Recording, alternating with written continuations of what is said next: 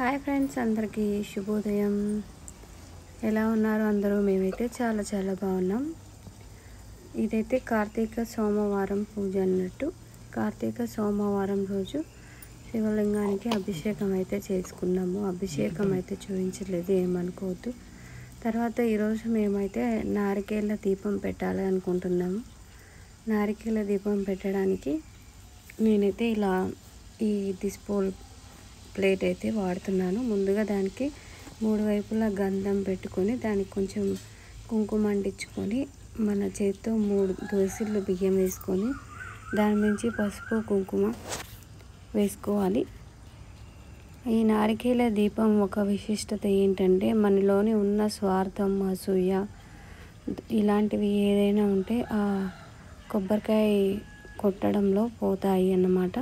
ఇలా కొబ్బరికాయ అయితే 2 ముక్కలుగా కొట్టుకొని అందులో ఒక భాగాన్ని, మంచిగా ఉన్న భాగాన్ని, అంటే మనకి కింద బేస్ కూర్చునే విధంగా చూసుకొని ఆ భాగంలో అయితే మనం ముందుగా రెడీ చేసి పెట్టుకున్నాం కదా బియ్యం, అందులో అయితే ఆ కొబ్బరి చిప్ప కూర్చోబెట్టి ఆవు నెయ్యి వేసుకోవాలి.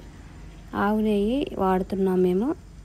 నూనెతో అయినా పర్వాలేదు, నువ్వుల నూనె అయినా పెట్టుకోవచ్చు. ఆవు నెయ్యి అయితే వాడుతున్నాం అన్నమాట. దాని నిండుగా ఆవు నెయ్యి వేసుకొని అదే మన రోజువారీ దీపారాధన కూడా అలాగే చేసుకోవాలన్నమాట. ఇప్పుడు మేము దీనికైతే ఎర్ర ఒత్తులు అని వాడుతున్నాము. ఎర్ర ఒత్తులు వాడితే చాలా మంచిది ఈ నారికేల దీపానికి. మనకి పూజా స్టోర్స్లో అయితే దొరుకుతాయి. ఎర్ర ఒత్తులు అని అడిగితే దొరుకుతాయి.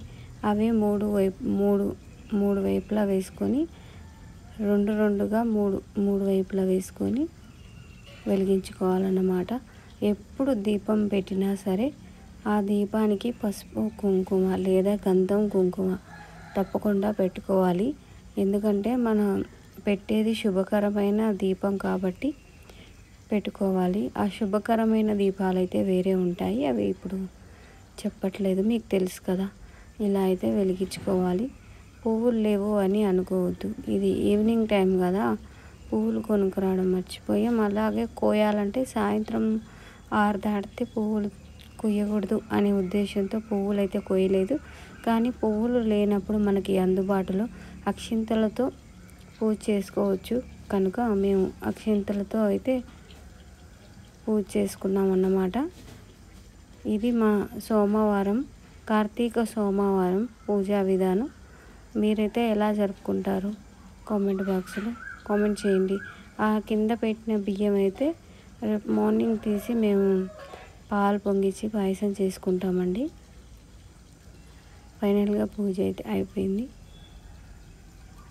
ఈ వీడియో కనుక మీకు నచ్చినట్టయితే లైక్ చేయండి, షేర్ చేయండి, సబ్స్క్రైబ్ చేసుకోవడం మాత్రం మర్చిపోకండి.